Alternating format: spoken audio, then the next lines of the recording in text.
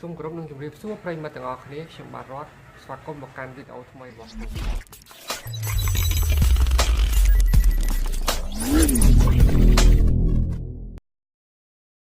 អូខេអ្នកទាំងអស់គ្នាហ្នឹងហើយថ្ងៃនេះយើងនិយាយអំពី Facebook page ទៀតហើយហ្នឹងហើយដែលមានសំណួរគ្នាយើងគាត់សួរមកកាន់ខ្ញុំថាតើ Facebook page ហ្នឹងអាចបង្កើតនៅក្នុងទូរស័ព្ទដៃបានឬក៏អត់ហ្នឹងហើយគឺ Facebook page យើងអាចបង្កើតនៅក្នុង computer ក៏បានទូរស័ព្ទដៃក៏បានគឺអាចapply រកលុយបានដូចគ្នាតែសំខាន់គឺយើងដាក់ category របស់វាដាក់ហើយសំខាន់យើងដាក់ template របស់វាឲ្យត្រូវជាមួយ template វីដេអូអាហ្នឹងបានខាងគេ approve ឲ្យខាងយើងដើម្បីរកលុយបានអូខេថ្ងៃនេះខ្ញុំនឹងបង្ហាញអ្នកទាំងអស់គ្នាអំពីរបៀបបង្កើត Facebook page នៅក្នុងទូរស័ព្ទដៃហើយនឹងអាច apply Facebook ad break បានអូខេអញ្ចឹងកុំឲ្យខាតពេលយូរតោះយើងចូលទៅកាន់ screen ទូរស័ព្ទរបស់យើងទាំងអស់គ្នាអូខេបងប្អូនទាំងអស់គ្នាឥឡូវយើងចូលមកដល់ screen ទូរស័ព្ទរបស់យើងហើយបាទ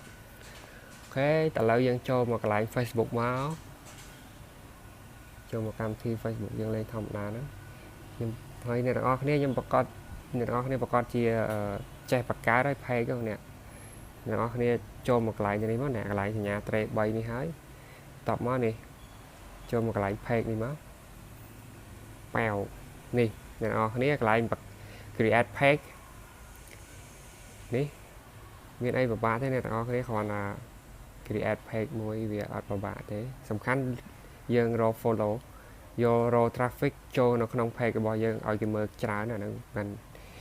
ជារឿងដែលពិបាកអូខេយើងចូលកន្លែងហ្នឹងមកបន្ទាប់មកយើងចុច get start កន្លែងទៅនេះយើងធ្វើការដាក់ឈ្មោះ page របស់យើងអ្នកទាំងអស់គ្នាឥឡូវខ្ញុំសូមដាក់ឈ្មោះ page អ្នកទាំងអស់គ្នាដាក់ឈ្មោះអីក៏បានដែរមិនចាំដាក់តាមខ្ញុំក៏បានដែរហើយខ្ញុំសូមដាក់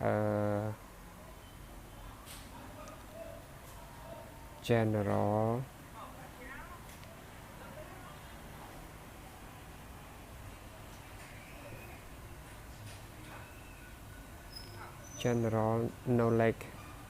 world ពិភពចំណេះដឹងទូទៅអូខេ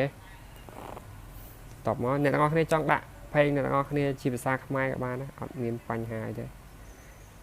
កន្លែង category នេះអ្នកទាំងអស់គ្នាចង់ធ្វើពីអីយើងដាក់នឹងទៅអូ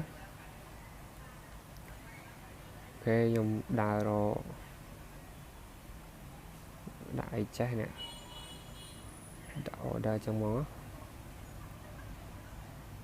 អូខេដាក់នេះវិញ yes book and magazine នេះវិញ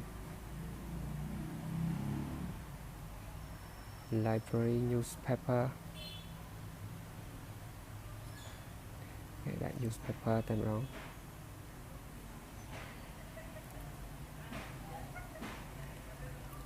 គេកន្លែងនេះអ្នកទាំងអស់គ្នាបើអ្នកទាំងអស់គ្នាមាន website យើងដាក់ website របស់យើងមក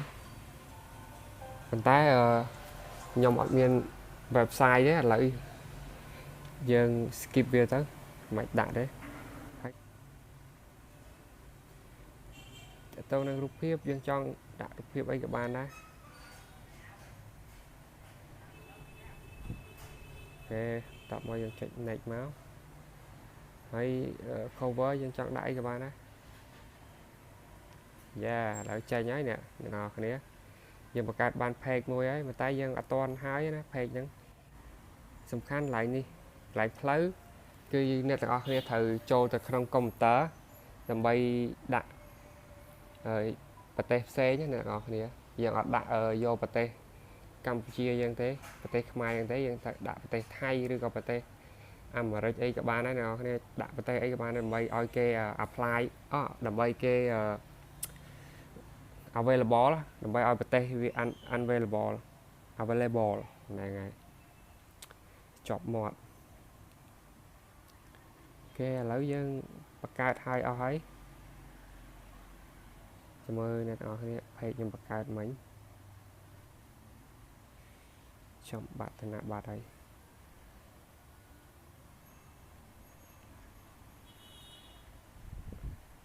Hey, ok nè cho nó general knowledge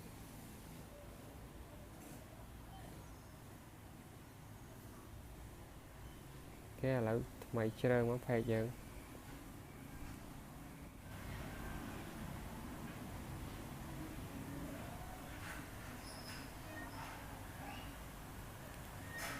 ហើយបន្ទាប់មកអ្នកនរគ្នាមកកន្លែង edit page នេះមកយ៉ាយើងយក movie ក៏បានតែសំខាន់ខ្ញុំ recommend ឲ្យអ្នកនរគ្នាអ្នក video page យ៉ាច្រឡំនេះ video page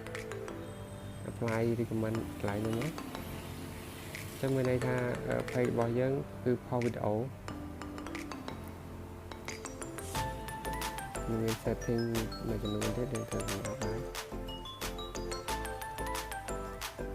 អូខេអ្នកទាំងអស់គ្នា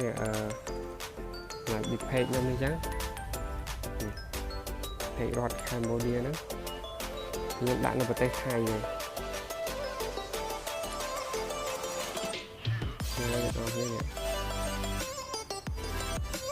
រួម page នេះខ្ញុំទៅធ្វើបានហើយជា2អាទិត្យទេអ្នកទាំងអស់គ្នាហើយជា2អាទិត្យពីដល់2អាទិត្យទេអ្នកទាំងអស់គ្នាចិត្តបាន 2k អ្នក follow ចិត្តបាន 2k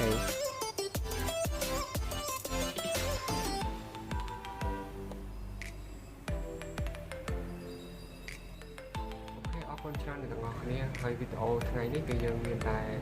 ប៉ុណ្្នឹងទេដែលចង់និយាយចែកជូនបងប្អូនទាំងអស់គ្នាដើម្បីទុកជាចំណេះដឹងហើយបើសិនជាអ្នកទាំងអស់គ្នាមានចម្ងល់អីដែលតាក់ទងទៅនឹងការបង្កើត Facebook page ឬក៏